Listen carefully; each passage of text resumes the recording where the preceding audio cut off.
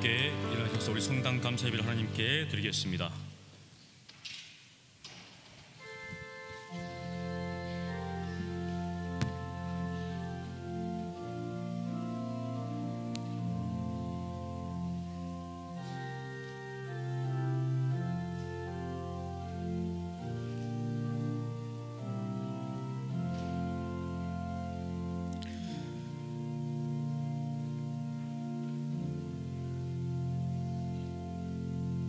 지극히 높은 곳에서는 하나님께 영광이요 땅에서는 기뻐하시는 사람들 중에 평화로다. 아멘. 전능하사 천지를 만드신 하나님 아버지를 내가 믿사오며 그 외아들 우리 주 예수 그리스도를 믿사오니 이는 성령으로 잉태하사 동정녀 마리아에게 나시고 본디오 빌라도에게 고난을 받으사 십자가에 못 박혀 죽으시고 장사한 지 사흘 만에 죽은 자 가운데서 다시 살아나시며 하늘에 오르사 전능하신 하나님 우편에 앉아 계시다가 저리로서 산자와 죽은 자를 심판하러 오시리라. 성령을 믿사오며 거룩한 공예와 성도가 서로 교통하는 것과 죄를 사하여 주시는 것과 몸이 다시 사는 것과 영원히 사는 것을 믿사옵나이다. 아멘. 찬송하리로다. 주 이스라엘의 하나님이여 그 백성을 돌보사 속량하시며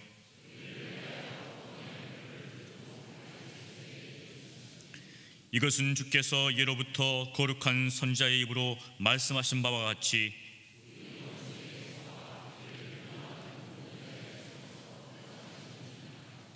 우리 조상을 긍휼히 여기시며 그 거룩한 언약을 기억하셨으니 우리가 원수의 손에서 건지심을 받고 종신토록 주의 앞에서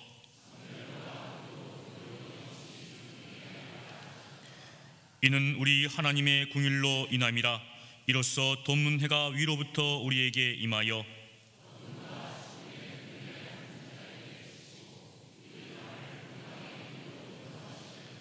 그러므로 주께서 친히 징조를 너희에게 주실 것이라. 보라, 처녀가 잉태하여 아들을 낳을 것이요 그의 이름을 임마누엘이라 하리라. 아멘.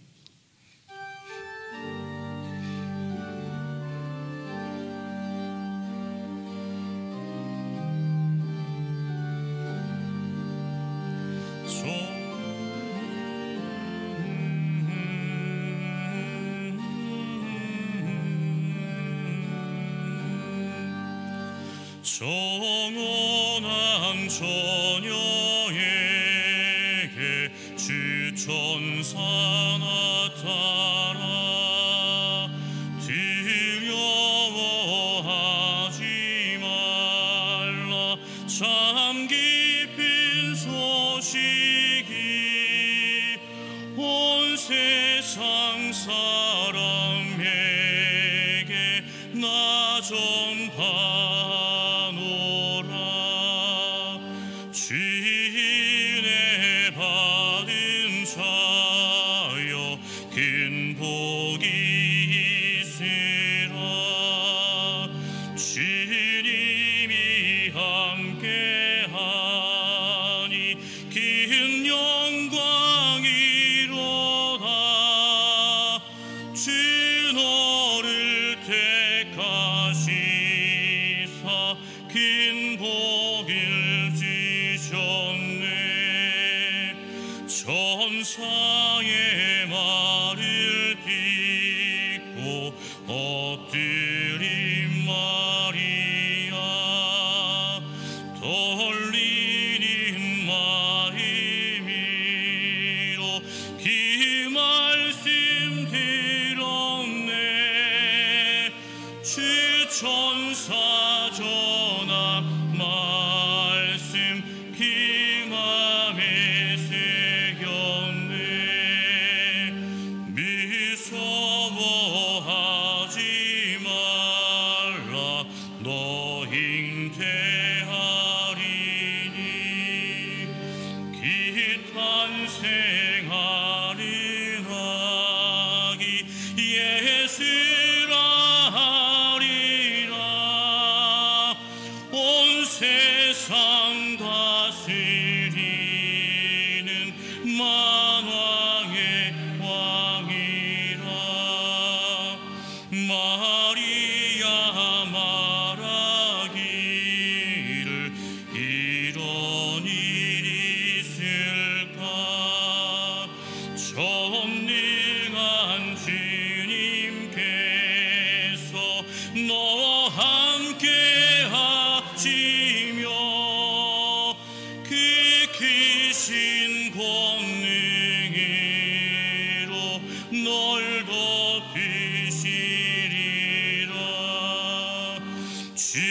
말씀 듣고 나서 마리아 엎드려 나 주의 종이오니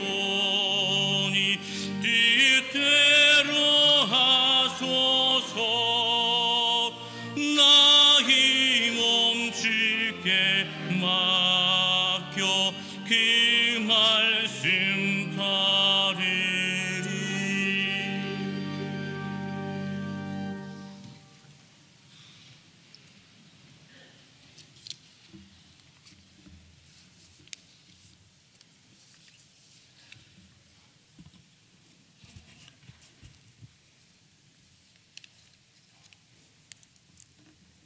천사가 이르되 무서워 말라. 보라, 내가 온 백성에게 미칠 큰 기쁨의 좋은 소식을 너에게 전하노라. 오늘날 다윗의 동네에 너희를 위하여 구주가 나셨으니 곧 그리스도 주시라. 고요한 밤, 거룩한 밤, 어둠에 묻힌 밤, 주의 부모 앉아서 감사 기도 드릴 때 아기 잘도 잔다, 구주 나셨도다. 기쁘다, 구주 오셨네. 만백성 맞으라. 온 교회여 다 일어나. 다 찬양하여라, 찬양하여라, 다 경배하여라. 이 땅에 오신 아기 예수님, 만인을 구원하시기 위하여 오신 아기 예수님께 경배와 찬양을 드립니다. 성탄의 의미와 뜻을 하나님 기뻐하시는 거룩함으로 그 높이와 넓이와 깊이와 하늘의 뜻을 깊이 알고 오신 아기 예수님께 엎드려 경배드리며 우리의 보합을 열어 황금과 유황과 모략을 이 시간 드립니다. 자기 백성을 죄에서 구원하시려 말씀이 사람이 되어 오신 예수 그리스도를 찬양케 하심을 감사와 영광과 찬양을 올려드립니다. 하늘의 영광 버리시고 베들레헴의 낮고 천한 마구간에 오신 예수님을 통하여 우리가 하나님의 충만한 은혜와 진리를 깨닫고 기쁜 이 소식을 널리 전파하는 자 되게 하옵소서. 거룩하신 하나님 아버지, 죽을 수밖에 없는 우리에게 종의 형체로 오신 그 사랑을 기억하며 우리의 교만과 이기적인 태도를 버리고 참된 메시아를 바라보게 하시고 성령님께서 역사하시고 우리의 생활 속에서 예수 그리스도를 닮아가는 겸손한 자들이 되게 하옵소서. 임마누엘 하나님, 우리와 함께 하시는 하나님, 죄를 알지도 못하시는 예수님, 하늘의 영광을 버리시고 동정녀 마리아에게 나셨습니다. 그리고 그의 생명의 위협 때문에 애굽의 피난민이 되셨습니다. 우리가 이 땅에 살면서 약하고 소외된 자들의 친구가 되어서 그들에게 하나님의 나라의 복음을 전파하셨던 겸손한 예수님의 삶을 본받게 하시고 우리가 명예와 부와 권력을 지향했던 삶을 돌이켜 예수 그리스도처럼 겸손한 자의 삶을 살게 하시고 이 세상을 섬기며 자기를 부인하고 예수님의 발자취를 따르게 하옵소서. 우리가 오늘 성탄절을 단순한 축제나 휴일로 생각하며 쾌락을 즐길 것이 아니라 주님이 오신 날로서 그 참된 의미를 바로 알고 온 세상의 죄를 대속하기 위해 오심을 깊이 알고 그 기쁨의 소식을 이방인들에게 널리 전하게 하옵소서. 주님이 오시던 그날 밤 들에서 양을 치던 목자들은 그 기쁨을 가장 먼저 듣고 복을 누렸습니다. 우리도 이 땅에서 자기의 맡은 직분과 역할을 충실히 감당하면서 주님의 재림을 기쁨으로 기다리는 자녀들이 되게 인도하여 주옵소서. 우리를 성탄의 기쁨과 의미를 땅끝까지 전하는 도구로 삼아주시고 그 일을 감당할 힘과 지혜와 능력을 넘치게 채워 주옵소서. 사랑의 하나님 아버지, 2020년 병자년 새해에는 우리 전주 서문교회 모든 성도들이 서로 사랑하되 자기 아들을 아끼지 아니하시고 우리에게 베풀어 주신 하나님의 그 놀라운 사랑처럼 사랑하게 하시고 서로가 서로를 위하여 세워주고 높여주고 격려하는 사랑이 가득 넘치는 사랑의 공동체로 인도하여 주옵소서. 내 하나님 여호와의 명령을 듣고 지켜 행하라 하신 주님의 뜻에 따라 은혜 가운데 하늘을 지내게 하시고 다가오는 희망의 새해는 너에게 평강이 있을지어다 하신 표 아래 평화와 평강이 넘치는 서문의 온 가정이 되도록 주님 인도하여 주옵소서. 이 시간 말씀을 선포하시는 담임 목사님 능력이 넘치게 하늘의 복을 전하게 하시고 건강하게 하시며 말씀과 기도에 전무할 수 있도록 성령님 인도하여 주옵소서. 부족한 이종 심물을 무사히 마칠 수 있도록 하나님 도와주셨사오니 감사와 영광을 드립니다. 이 시간 찬양으로 하나님께 영광을 드리는 전주 서문교회 연합 성가대의 찬양을 기쁘게 받아주시고 대원들의 기도와 소원도 들어 응답하여 주옵소서. 이제는 우리 자신을 통하여 하나님께 영광이 되게 하시며 사람에게는 평화를 심어주고 전하는 하나님의 자녀로서 거룩한 삶을 살게 하시고 오늘 이 기쁜 성탄을 이웃에게 온 세상에 만방에 자랑하게 하옵소서. 이 예배를 하나님 받아주시고 은혜가 충만하게 하시며 하나님 홀로 영광 받아 주옵소서. 알파와 오메가이신 예수 그리스도의 이름으로 기도하옵나이다.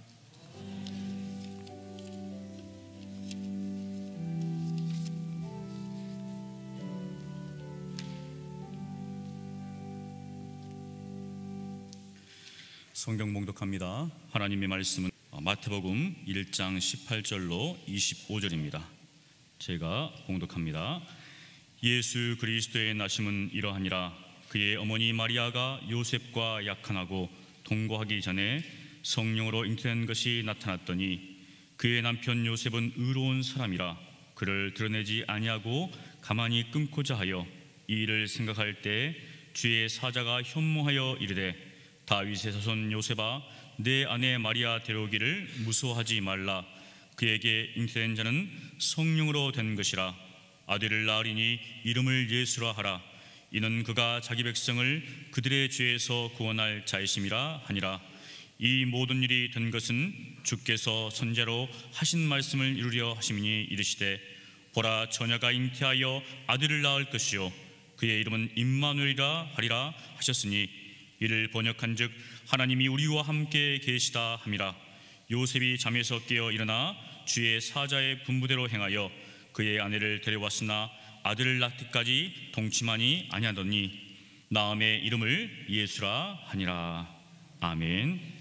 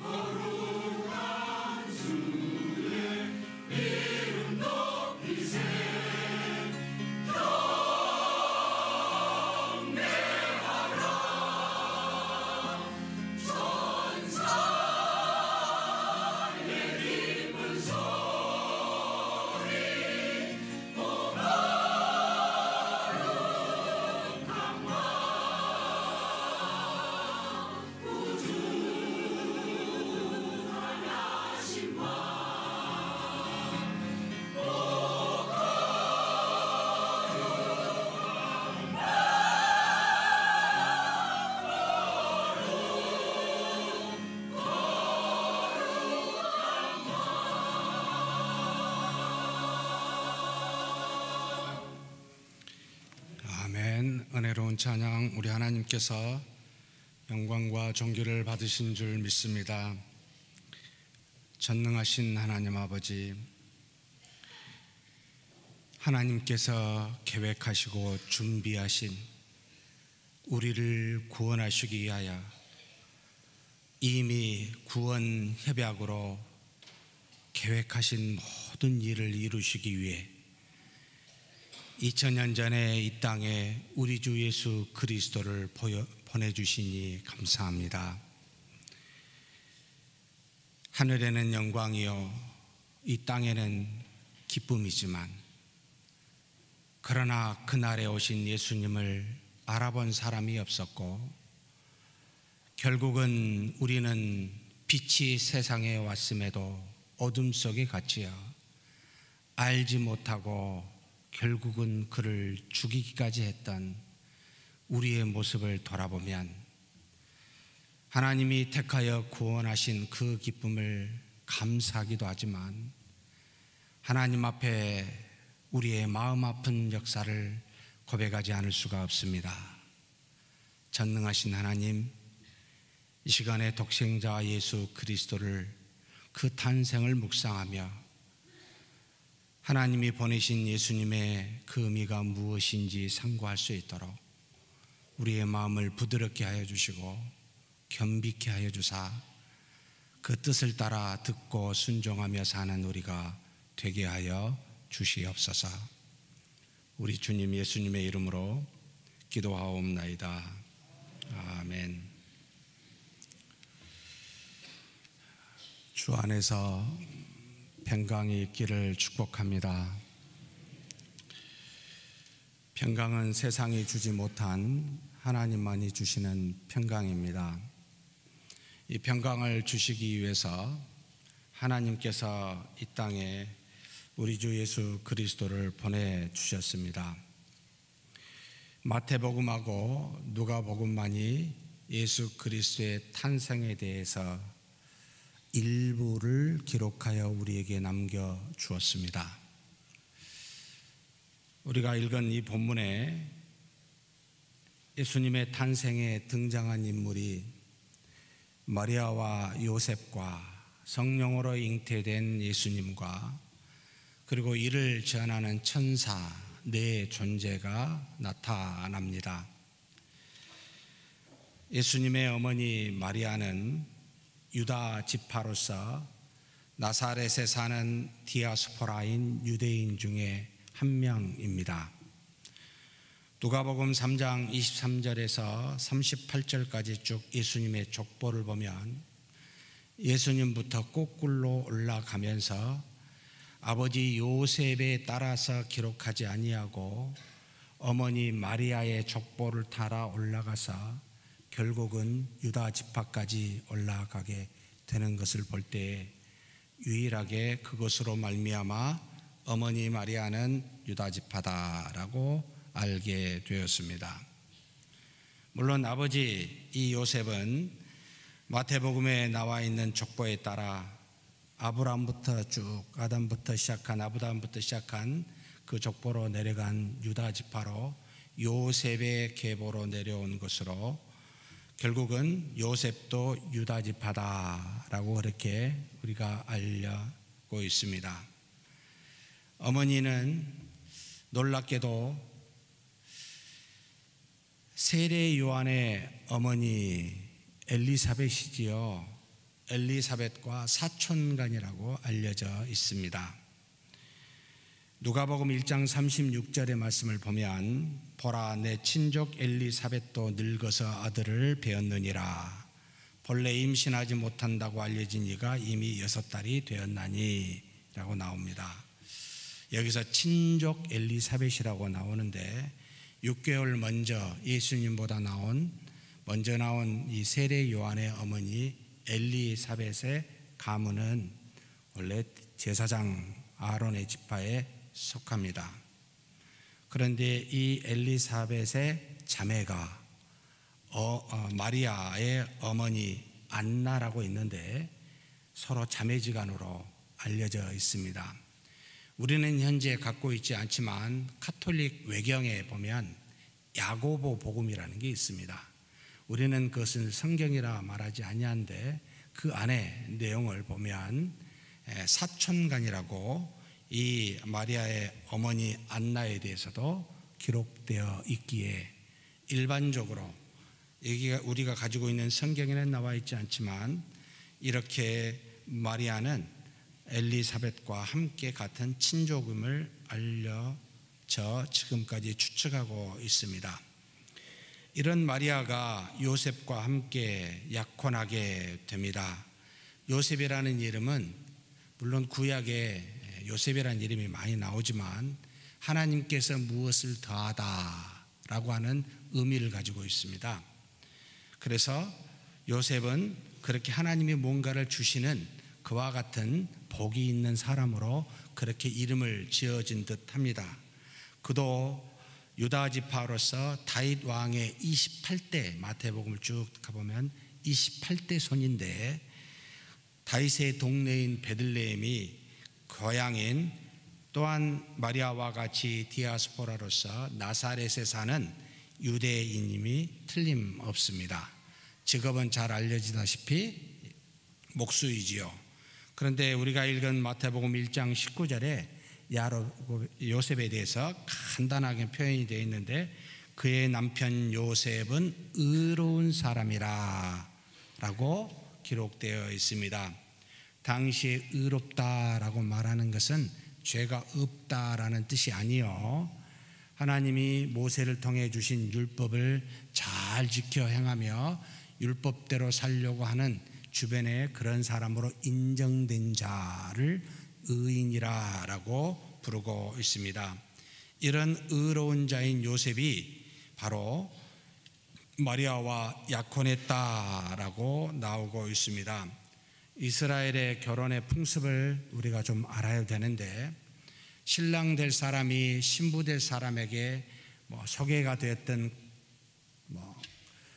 가족 간에 서로 집안 간에 약속이 되었던 정해지게 되면 이 신랑 된 사람이 그 신부 될 사람의 집에 선물을 두 가지를 가지고 가게 됩니다. 하나는 먼저 신부 될 사람의 어머니의 아버지에게 부모에게 줄 선물을 주고 내가 당신의 딸을 내 아내로 맞이하고 싶습니다 라고 허락을 받아야 되고, 허락이 되면 그 다음에 또 다른 선물을 가지고 자신의 아내 될 사람에게 주어 자신의 아내가 될 것을 허락을 받아야 됩니다. 이 두 가지 허락이 성사가 되면 그 자리에서 약혼이라고 인정이 되고 이 집안과 저 집안의 또 주변의 모든 친척과 모든 사람들이 두 사람은 정혼한 사람으로서 이제는 알려지게 되어 누구도 그들에게 가서 또한 또 다른 정혼을 약혼을 요청할 수 없는 그런 관계가 됩니다. 그래서 돌아온 신랑은 이제는 거처해야 될 집을 마련하게 되는데 일반적으로 이스라엘의 풍습상 한 달, 작게는 많게는 수년을 걸려서 살게 될 집을 거처를 마련하고 신부를 데려오게 됩니다. 그 날짜를 신부는 손꼽아 기다리는데 이게 열처녀 비유에서 나오지요.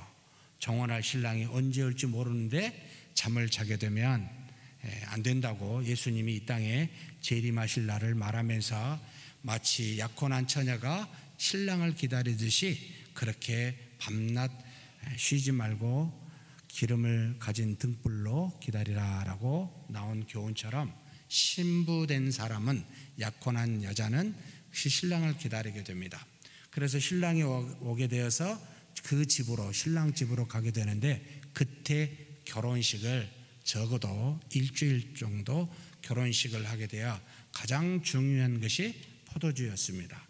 예수님의 포도주 사건을 잘 아시죠? 물이 변화의 포도주는 이와 같은 것들이 이 결혼식의 예입니다. 그런데 문제는 아직 정혼한 상태고 결혼하지 않는 상태, 약혼의 상태에서 그만 이 요셉이 소식을 들었습니다. 누구에게 들었는지 모르지만 자기가 정혼한 마리아가 잉태하였다, 임신하였다라는 소식이었습니다. 그래서 혼인식 전에 임신한 것을 이 요셉이 알게 되고 19절에 후반부에 보니까 이런 것을, 이 임신한 것을 드러내지 아니하고 가만히 끊고자 하여라고 말하고 있습니다.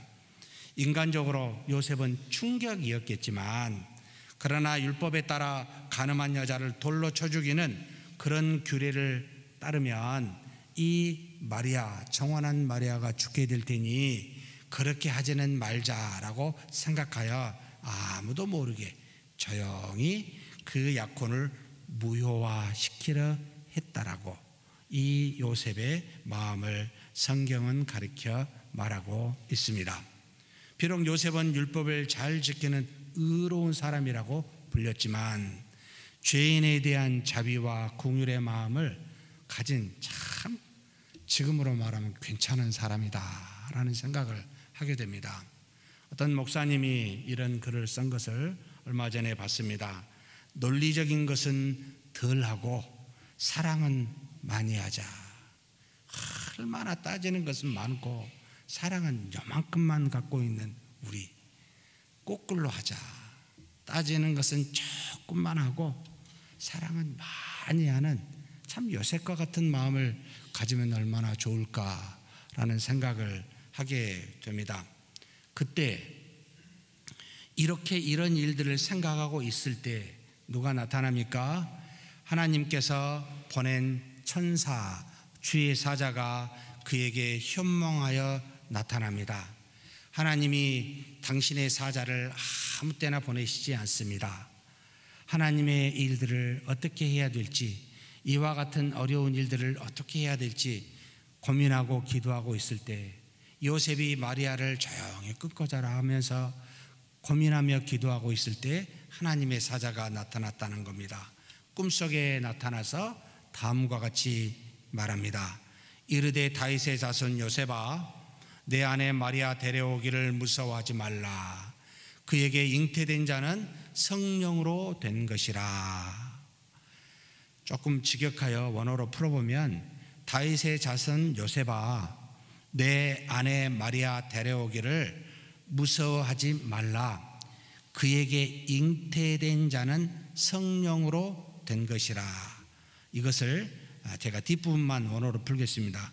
그녀 안에 있는 자는 성령으로부터 잉태된 것이니라 라고 예수님이 성령으로 잉태된 것임을 증거하고 있습니다. 요셉이 천사에게, 천사가 요셉에게요. 즉 하나님으로 말미암아 잉태된 것이니까 너는 고민하지 말고 두려워하지 말고 그냥 데려오면 된다라는 뜻입니다. 천사는 이 사실을 요셉에게만 말한 것은 아니었습니다. 그 전에 이미 잉태하기 전에 마리아에게 전한 내용이기도 합니다. 요셉에게 이 말을 전한 것은 마태복음에서만 나오지만 마리아에게 전한 것은 누가복음에서만 나옵니다. 누가복음 1장 30절에서 35절 말씀입니다. 제가 봉독해 올리겠습니다. 천사가 이르되 마리아여 무서워하지 말라. 천사의 이름은 가브리엘이라고 먼저 그 전에 나타납니다. 내가 하나님께 은혜를 입었느니라. 보라 내가 잉태하여 아들을 낳으리니 그 이름을 예수라 하라. 그가 큰 자가 되고 지극히 높으신 이의 아들이라 일컬어질 것이요 주 하나님께서 그 조상 다윗의 왕위를 그에게 주시리니 영원히 야곱의 집을 왕으로 다스리실 것이며 그 나라가 무궁하리라. 마리아가 천사에게 말하되 나는 남자를 알지 못하니 어찌 이 일이 있으리까? 천사가 대답하여 이르되 성령이 내게 임하시고 지극히 높으신 이 능력이 너를 덮으시리니 이러므로 나실 바 거룩한 이는 하나님의 아들이라 일컬어지리라. 천사 가브리엘이 요셉과 정언하여 아직 남자를 알지 못하는 마리아에게 나타나서 잉태하여 아들을 낳을 것이라고 지금 말하는 겁니다. 그런데 그 아들을 예수라, 풀면 구원자라 라고 그렇게 부르라고 명령하면서 그는 큰 자가 되어서 지극히 높으신 이의 아들, 하나님의 아들이라 일컬어질 것이라고, 또 하나님께서 그에게 그 조상 요셉입니다, 조상 다윗 왕위를 그에게 주실 것이라. 끊어진 다윗 왕위가 다시 이어지게 된다는 겁니다. 그러면서 그 집이 무궁할 것이다 라고 말하고 있습니다.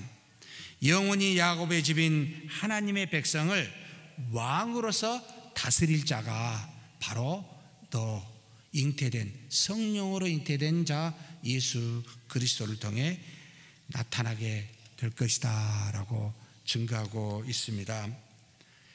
천사가 요셉에게도 똑같이 증거하는데 축약해서 말하는 겁니다.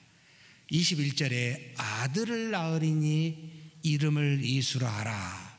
이는 그가 자기 백성을 그들의 죄에서 구원할 자이심이라 라고 증거합니다. 이 땅에 오신 예수님은 자기 백성을 죄에서 구원하실 구원자로 오신다는 말입니다. 사랑하는 성도 여러분, 성탄절은 우리의 죄에서 구원하실 예수님이 오셨다라는 것을 알고 그렇게 묵상하며 보내는 날이다라는 뜻입니다. 다른 날이 아니라는 말입니다. 이 세상의 어둠에서 방황하고 죄악의 고통에서 신음하는 길에서 벗어날 수 있도록, 그래서 이 세상에서 어떻게 살아야 될지를 알게 하기 위해서 길이요 진리요 생명이 되신 예수님이 이 땅에 오셨다. 이 오신 날이 성탄이다 라고 지금 가르치고 있습니다. 또 성탄절은 우리를 과와 과부와 같이 홀로 살도록 이 땅에 그저 내버려 두는 그런 날이 아니라 우리를 진리로 다스리는 왕이 오셨다. 그 왕이 무궁하게 영원히 다스리게 될 왕이 이 땅에 나타나셨다라는 날이 또한 성탄절이라는 겁니다. 사랑하는 성도 여러분, 그래서 성탄절은 다름 아닌 하나님이 우리에게 보내신, 우리를 구원하시고 다스리시는 우리의 왕 예수님을 기념하는 날, 예수님을 보는 날이 바로 성탄절입니다. 다른 것 좀 보지 마십시다. 예수님을 주목하여 보는 날이 오늘이라는 겁니다. 그런데 이렇게 우리의 구원주요, 우리의 왕으로 오신 예수님이 어떻게 잉태되었는지를 선사가 증거하고 있습니까? 바로 성령으로부터 잉태된 것이라고, 성령이 내게 임하시고 지극히 높으신 이의 능력이 너를 덮으시는 그와 같은 증거를 통해 성령으로 말미암아 잉태되었다고 가르치고 있습니다. 성령에 의해 잉태된 것, 신비한 역사를 우리의 이성으로는, 우리의 경험으로는 도저히 이 땅에 그런 적이 없기에 이해할 수도 없고 받아들일 수 없어서 수많은 사람이 처녀에게 동정녀에게 낳았다는 것을 설화다, 인간이 만들어낸 예수님을 위대하게 만들어낸 제자들이 만든 지어낸 이야기다 라고 가르치는 사람이 수두룩합니다. 사랑하는 성도 여러분, 저와 여러분이 태어나기 전에 어때 있는지 아십니까? 태어난 뒤 살다가 죽은 뒤도 어떤지 아십니까? 좋습니다. 모른다면 오늘 우리가 사는 이 세상을 아십니까? 이 세상에 넘어 있는 우주를 아십니까? 모르겠습니까? 여러분 자신을 아십니까? 누가 안다고 말할 수 있을까요? 하나님이 만드신 태양 하나도 제대로 쳐다보지도 못하며 알지도 못하는 우리가 우리 이성으로 아는 것으로 제한하여 그것이 전부라고 말하면 정말 우습지 않겠습니까? 어린아이가, 조그마한 아이가 아빠 마음을 알아요, 엄마 마음을 알아요. 기쁘고 감사하지만 그래 많이 알까요? 그럴 수 없잖아요. 우리의 이성을 사고를 넘어 계신 여러분 신을 생각해 보시고 묵상해 보십시다. 제한시키지 말자는 겁니다. 성령에 의해 잉태한 신비한 역사를 우리 이성으로는 알 수 없지만 우리와 똑같이 10개월을 마리아의 뱃속에서 있게 하시고 그런 잉태의 시간을 가졌고 우리와 똑같은 성정을 가진 육체를 가지고 이 땅에 태어났습니다. 그런데 그의 근본은 우리와 같이 인간에 의해서 나온 것이 아니라 하나님에게서, 성령의 하나님에게서 나왔다는 말입니다. 그래서 예수님이 오시기 전 약 4,000년 전에 창세기에, 700년 전에 이사야서에 다음과 같이 미리 말씀해 주신 내용이 있습니다. 모르니까요. 우리가 이성으로 깨닫지 못하니까요. 바로 창세기 3장 16절 말씀입니다. 같이 한번 읽겠습니다. 내가 너로 여자의 원수가 되게 하고 내 후손도 여자의 후손과 원수가 되게 하리니 여자의 후손은 내 머리를 상하게 할 것이요 너는 그의 발꿈치를 상하게 할 것이니라 하시고, 최초의 복음, 원시 복음이라고 부르는데 여기서 너는 사탄이죠. 아담과 하와를 꼬드긴 사탄, 여자의 후손, 여자의 후손이라고 나온, 정확하게 표현하면 여자의 씨 단수로 썼는데 복수가 아니고 단수인데 누구를 말하겠습니까? 예수 그리스도를 말합니다. 남자의 후손이 아니라 여자의 후손으로 동정녀 마리아에게서 난 한 씨, 한 사람이 있는데 예수님이, 너는 예수님의 발 뒤꿈치를 십자가에 죽이는 그와 같은 고난을 줄지 모르지만 예수 그리스도는 너의 머리를, 사탄의 머리를 치명적으로 상하게 하는 일을 할 것이다 라고 미리 증거하셨습니다. 첫 인류에게요. 이사야서 7장 14절 같이 한번 읽겠습니다. 약 700년 전에 예언한 내용입니다. 그러므로 주께서 친히 징조를 너희에게 주실 것이라. 보라, 처녀가 잉태하여 아들을 낳을 것이요 그의 이름을 임마누엘이라 하리라. 수많은 능력과 이적을 베푸신 하나님, 처녀를 통해 성령으로 잉태한 자가 나올 것인데 임마누엘이라 하리라. 하나님이 너희와 항상 함께 하겠다라는 자가 태어날 것이다 라고 가르치고 있습니다. 즉 예수님이 성령으로 잉태되었다는 말은 두 가지를 부정하고 있습니다. 첫째는 예수님이 성령의 역사로 인해 잉태되었다는 말은 일반 사람처럼 사람의 후예로 태어나서 나중에 잘 하나님의 말씀에 순종하고 위대한 사람이 되니까 하나님의 아들이다 라고 일컬어짐을 받는 것을 부정한다 라는 말입니다. 이성으로 생각할 수 있는 최대의 것은 사람으로 태어났습니다. 똑같이. 그런데 그가 정말 다른 사람보다 뛰어나게 말씀을 순종을 잘하니까 하나님의 아들이 되었다고 말하는 것을 아니다. 그런 사람이 지금 많이 존재합니다. 교회 안에도요. 두 번째는 예수님이 성령으로 잉태되었다는 말은 그가 사람의 일부만을 취하거나 아니면 육체가 없는 어떤 그냥 형상으로 와서 그래서 인간이 아닌 그분은 오직 하나님이십니다 라고 하는 것도 부정합니다 라는 것을 말합니다. 예수님이 성령으로 잉태되었다는 말은 완전한 인간이요 완전한 하나님이심을 말하고 있다 이겁니다. 인간도 사람도 절충하여 섞여진 어떤 존재가 아니라 완벽한 인간입니다. 완벽한 하나님이십니다. 이해가 되신가요? 이해가 안 돼야 돼요. 왜요? 그런 존재가 세상에 없으니까요. 머리로 접근하면 문제가 생깁니다. 도저히 이해가 안 됩니다. 그래, 그게 맞다. 그래서 믿음으로 수납하라 라고 우리 믿음의 선조들이 가르칩니다. 여러분, 이해할 수 있는 것으로 세상을 살지만 믿음도 이해가 안 되고 하나님도 이해가 안 되죠. 이해가 되면 그게 신이겠습니까? 그게 말씀이겠습니까? 인간의 철학이겠지요. 논리적으로 풀어가니까. 그렇지 않습니다. 하나님의 아들 예수요, 성경은 절대 우리 이성 안에 가둬둘 수가 없습니다. 그는 하나님이시면서 동시에 인간으로 존재하며 이 땅에 오셨음을 성령으로 잉태되어 라는 말씀 안에 있습니다.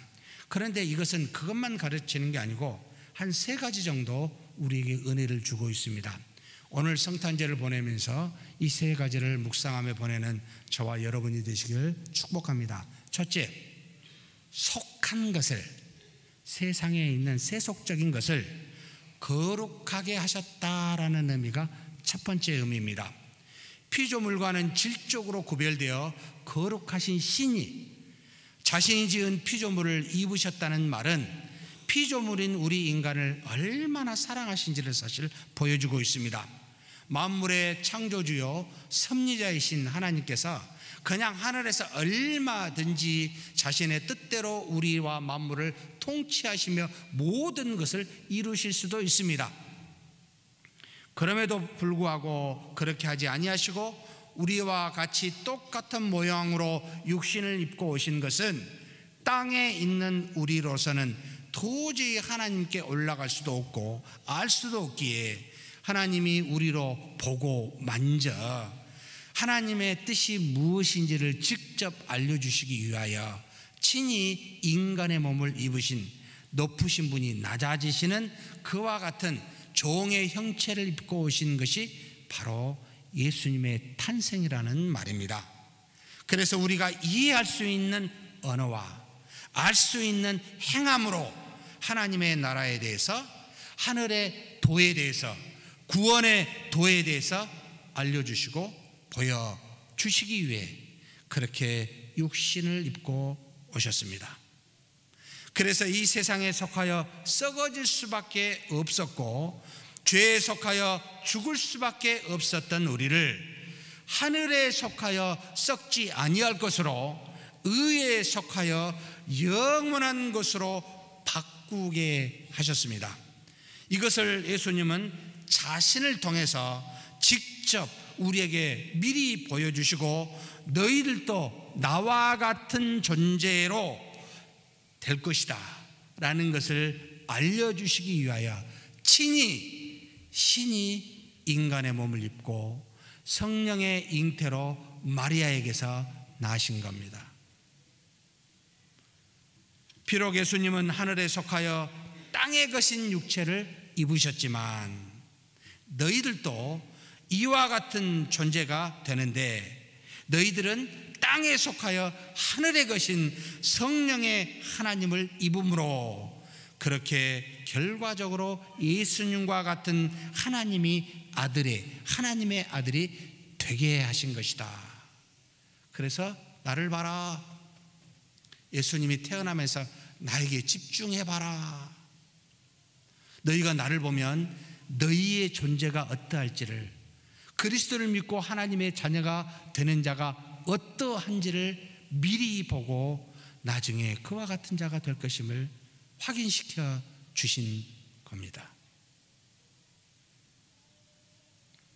그런데 우리가 타락한 죄인이었기에 바로 하늘에 거신 성령의 하나님이 우리한테 내주하실 수가 없어서 죄 없으신 주님께서 보여주셨을 뿐만 아니라 십자가에 죽으시는 성령의 피를 흘리사 우리의 죄를 대속하심으로 성령의 하나님은 이 예수 그리스도의 성령의 공로를 힘입어 우리 안에 드디어 내주하실 수가 있었습니다.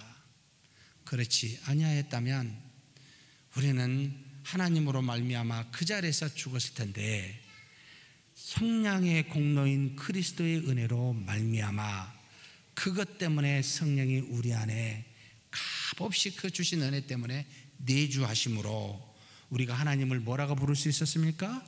그리스도와 같이 하나님을 아빠 아버지라 부를 수 있는 존재가 되었습니다. 그래서 바울은 예수님으로 인해 우리가 다음과 같이 될 것이라고 확실하게 고린도전서 15장 53절에서 54절에 증거하고 있습니다. 같이 한번 읽겠습니다. 이 썩을 것이 반드시 썩지 아니할 것을 입겠고 이 죽을 것이 죽지 아니함을 입으리로다. 이 썩을 것이 썩지 아니함을 입고 이 죽을 것이 죽지 아니함을 입을 때에는 사망을 삼키고 이기리라 하고 기록된 말씀이 이루어지리라. 언제 이렇게 될까요? 완성된 상태는 주님 대림 때지만 이미 도래한 것은 그리스도를 믿을 때입니다. 성령이 내주하실 때 중생 때 이렇게 이루어집니다. 믿으십니까? 이것을 보여주시고 이것을 이루시기 위해서 주님은 필연적으로 성령으로 잉태하여 마리아에게 나셨다는 말입니다. 두 번째 주신 은혜는 하나님은 우리와 같은 육체를 가지시고 우리에게 오신 것은 육체를 가지고 있는 우리와 항상 함께 하시겠다는 뜻입니다. 예수님께서 십자가에 죽으시고 3일 만에 부활하신 뒤에 그리고 하늘로 승천하시기 전에 40일 동안 제자들과 함께 하시면서 당부하신 말씀이 마태복음 28장 17절에서 20절, 16절에서 20절에 나와 있습니다. 너무나 유명한 말씀이지요. 같이 한번 봉독하시겠습니다. 11 제자가 갈릴리에 가서 예수께서 지시하신 산에 이르러 예수를 배웠고 경배하나 아직도 의심하는 사람들이 있더라. 예수께서 나와 말씀하여 이르시되 하늘과 땅의 모든 권세를 내게 주셨으니 그러므로 너희는 가서 모든 민족을 제자로 삼아 아버지와 아들과 성령의 이름으로 세례를 베풀고 내가 너희에게 분부한 모든 것을 가르쳐 지키게 하라. 볼지어다 내가 세상 끝날까지 너희와 항상 함께 있으리라 하시니라. 예수님은 승천하시기 전에 제자들에게 너는 가서 모든 족속으로 제자를 삼아 아버지와 아들과 성령의 이름으로 세례를 주고 내가 너희에게 분부한 모든 것, 내가 가르친 모든 것을 너도 그들에게 가르쳐 지키게 하라 라고 제자의 삶을 살라고 당부하십니다. 그러면서 이 땅에 사는 우리는 그리스도를 닮은 제자의 삶을 사는 것이 인생의 최고의 목표라고 가르쳐 주시면서 그 말로만 끝난 게 아니고 세상 끝날까지 제자들인 너희와 함께 하시겠다라고 가르치시고 약속하십니다.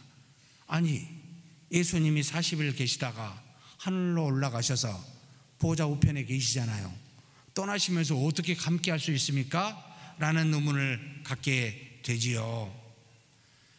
무슨 뜻입니까? 몇 날이 본때여 내가 너희에게 보내실 보혜사 성령 이걸 기다리라 라고 사도행전 1장 5절에 말씀하신 것과 같이 바로 우리에게 우리의 그리스도의 영이신 보혜사 성령을 우리에게 보내심으로 우리 안에 내주하사 떠나지 아니하시고 우리에게 예수님의 말씀을 생각나게 하시고 예수님의 모든 행한 것을 우리에게 가르치사 진리 가운데로 이끄시는 일을 그리스도의 영이신 성령이 우리 안에서 그렇게 하신다는 겁니다. 즉 우리의 믿음 안에서 성령을 통하여 우리 주 예수 그리스도는 지금 우리와 세상 끝날까지 함께 하시겠다는 뜻입니다. 믿으십니까? 이렇게 성령의 잉태로 육신을 입고 오신 예수 그리스도는 우리가 육신을 입고 이 땅에 사는 동안 결코 우리를 떠나지 아니하시고 우리와 함께 성령과 더불어서 함께 영원히 주님이 재림하실 때까지 거하시겠다라고 지금 말씀하고 있습니다. 그러므로 사랑하는 성도 여러분, 우리 안에 누가 계셔요? 사실은 성령이지만 누가 함께 계셔요? 예수 그리스도와 함께 계십니다. 그래서 우리가 육신대로 살지 말고 무엇으로 살라고 갈라디아서 2장 20절에 말하죠? 그리스도를 믿는 믿음으로 우리 안에 계시사 그리스도를 믿는 믿음으로 살라고 가르치고 있습니다. 어려울 때마다, 힘들 때마다. 그래서 누구를 불러야 되겠습니까? 주님을 불러야지요. 우리를 떠나지 아니하시고 함께 하시는 주님께 기도해야 되지요. 반드시 들으시고 응답하시는 분이심을 믿으십니까? 그래서 누가복음 11장 9절에 다음과 같이 담대하게 예수님이 우리에게 가르쳐 주십니다. 같이 한번 읽겠습니다. 내가 또 너희에게 이르노니 구하라 그러면 너희에게 주실 것이요, 찾으라 그러면 찾아낼 것이요, 문을 두드리라 그러면 너희에게 열릴 것이니. 이것은 무엇이 보장된 말씀이에요? 내가 내 안에 있으니까, 함께 있으니까 다 듣는다. 네가 찾는 거 내가 다 안다. 네가 행하면서 두드리는 거 다 안다. 그러니 나를 떠나지 말고 나에게 엎드리라는 겁니다. 제발 세상 찾아가고 권력 있는 사람 찾아가지 마시고, 여러분 힘 있는 사람, 친한 사람 찾아가지 마시고 떠나지 아니하시는 주님께 여러분 찾아가십시다. 그러려고 육신으로 오셨다는 겁니다. 내가 너와 함께 하려고. 두 번째 주신 성육신의 의미입니다. 세 번째는 마지막으로 육신을 입고 오신 예수님은 모두에게 다 보인 것은 아니었습니다. 마음이 가난한 자의 눈에만 보이시는 예수님이셨다는 것도 여러분 기억하셔야 됩니다. 성육신하시어 오신 예수님이 당시에 모든 사람이 알아보고, 와, 하나님의 아들이 오셨다. 와, 우리 한번 만나보러 가자. 안 그랬습니다. 아무도 몰랐습니다. 심지어 성경을 가지고 성경을 연구한다고 하는 서기관들과 하나님 앞에 백성의 죄를 제사하는 제사장들도 전혀 몰랐습니다. 힘 있는 권력을 갖고 있는 헤롯 왕은 유대인의 왕이 온다고? 어디야? 어디쯤이야? 베들레헴 그 지역의 일대를 3살 밑으로 다 죽였습니다. 사랑하는 성도 여러분, 누가 봤습니까? 딱 3종류의 사람만 이 성육신하여 성령으로 잉태되어 오신 예수님을 볼 수가 있었습니다. 이것은 제가 지난 크리스마스 때 설교했는데 기억나신가요? 예, 감사합니다. 잊어버려 주셔서 제가 또 이렇게 설교할 수 있는 기회가 되게 해주셔서 감사합니다. 첫 번째는 누가 봤죠? 예수님의 부모들입니다. 여러분, 마리아가 천사의 말을 들었을 때 주의 뜻대로 하옵소서. 요셉이 천사의 말을 들었을 때 마리아를 자신의 아내로 데려옵니다. 상식적으로 이해가 안 되죠. 마리아도 요셉도. 그런데도 주님이 말씀하시면 이루어집니다라고 하는 그런 믿음을 갖고 있는 사람의 눈에 보입니다. 태어나고 보여졌습니다. 두 번째 사람이 누구지요? 바로 동방 박사들, 점성가들입니다. 몇 명인지 모릅니다. 그들이 별을 보다가 이 희한한 별을 보고 찾아왔습니다. 과연 메시아라고 알았을까? 하나님의 아들이라고 알았을까? 그렇게 생각되지 않습니다. 그런데 세상은 사람의 손에 의해서 이루어지지 아니하고 세상의 이치는 신에 의해서 뭔가 다른 것에 의해서 진행된다는 것을 알기에 그 진리를 따라 이치를 따라 추구하는 사람, 그런 사람의 눈에는 보입니다. 비록 예수님을 하나님의 아들이라고 알지는 못했어도 겸손하게 세상의 이치를 추구하여 그 원리를 찾아가는 사람은 반드시 찾게 되어 있습니다. 그래서 마국간에 계신 예수님께 유황과 몰약과 황금을 드리며 찬미하고 경배한 경험을 하는 역사가 이루어집니다. 세 번째, 누가복음만 나오죠. 동방법사는 마태에만 나와요. 누구지요? 바로 베들레헴 근처에 있었던 목자들이었습니다. 밤새 거기서 지키고 있는 참으로 당대의 가난한 자들, 마음이 가난합니다. 다 잠자고 있는 시점에 밖에 나가서 양떼를 지키며 추위와 맹수들 앞에서 싸워가며 있는 사람들, 사랑하는 성도 여러분, 세 사람의 종류의 공통점이 뭔지 아십니까? 마음이 가난하다는 겁니다. 그래서 뭐라고 예수님이 산상수훈의 첫 번째 말씀하셨습니까? 마태복음 5장 3절 말씀입니다. 같이 한번 읽겠습니다. 심령이 가난한 자는 복이 있나니 천국이 그들의 것이며. 예수님을 볼 수 있는 사람은요, 마음이 가난한 자들만 보입니다. 이 땅에 오셨어도 지금 2019년 12월 25일 예수님이 지금 오셨어도 그 주님을 볼 수 있는 사람은 다가 아닙니다. 정말 마음이 가난한 사람입니다. 사랑하는 성도 여러분, 지금도 잠자면서 세상의 화려한 것을 추구한 사람들의 눈에는 절대 안 보입니다. 그런데 마음이 가난한 자에게 보이시는 신비한 예수님, 그런 주님을 보는 저와 여러분이 되시길, 그런 오늘이 되시길 주의 이름으로 축복합니다. 전능하신 하나님 아버지, 감사합니다. 성령으로 잉태하여 이 땅에 오심으로 우리로 하여금 참으로 하나님이시며 인간이심을 정확하게 알게 하여 주셨고, 그리고 우리로 하여금 세상에 속한 것을 거룩하게 하시는 은혜를 주시니 감사합니다. 또 우리와 같은 육체를 입고 오심으로 우리를 떠나지 아니하시고 영원히 함께 계심을 가르쳐 주시니 감사합니다. 그렇게 오신 예수님은, 그렇게 육신을 가진 예수님은 마음이 가난한 자들의 눈에만 보이는 신비한 예수님이오니 이 땅에 사는 동안 항상 마음을 가난하게 하여 주님을 항상 볼 수 있는 우리 모두가 되게 하여 주옵소서. 오늘 성탄을 맞이하여 하나님께 감사하지만 우리 자신의 마음이 가난한지를 되돌아보는 귀한 시간이 되게 하여 주시옵소서. 우리 주님 예수님의 이름으로 기도하옵나이다. 아멘.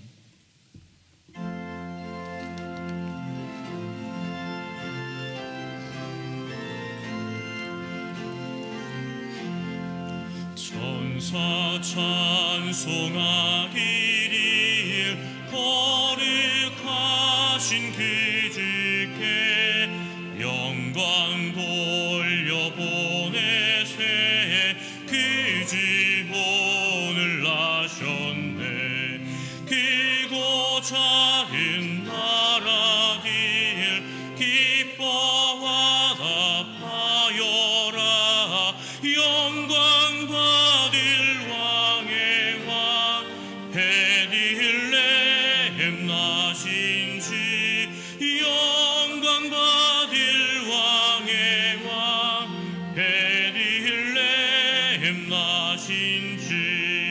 오늘 나신 예수님 하늘에서 내려와 전혀 몸에 나셔서 사람 몸을 입었네.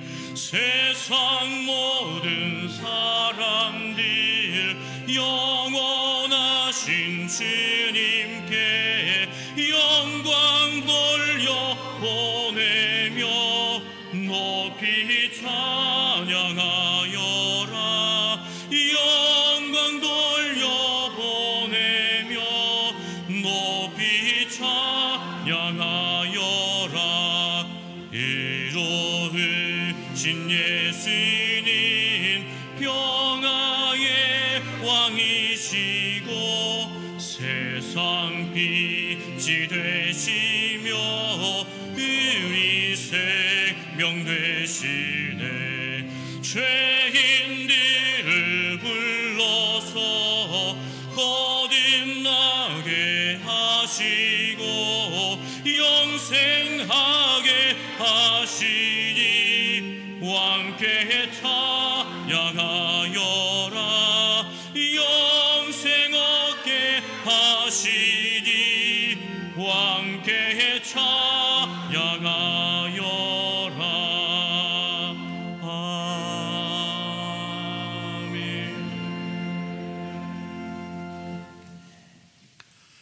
여호와는 내게 복을 주시고 너를 지키시길 원하며 여호와는 그 얼굴을 내게 비추사 은혜 베푸시기를 원하며 여호와는 그 얼굴을 내게로 향하여 드사 평강 주시기를 원하노라. 주 예수 그리스도의 은혜와 하나님의 사랑과 성령의 교통하심이 너희 무리와 함께 있어지이다. 아멘.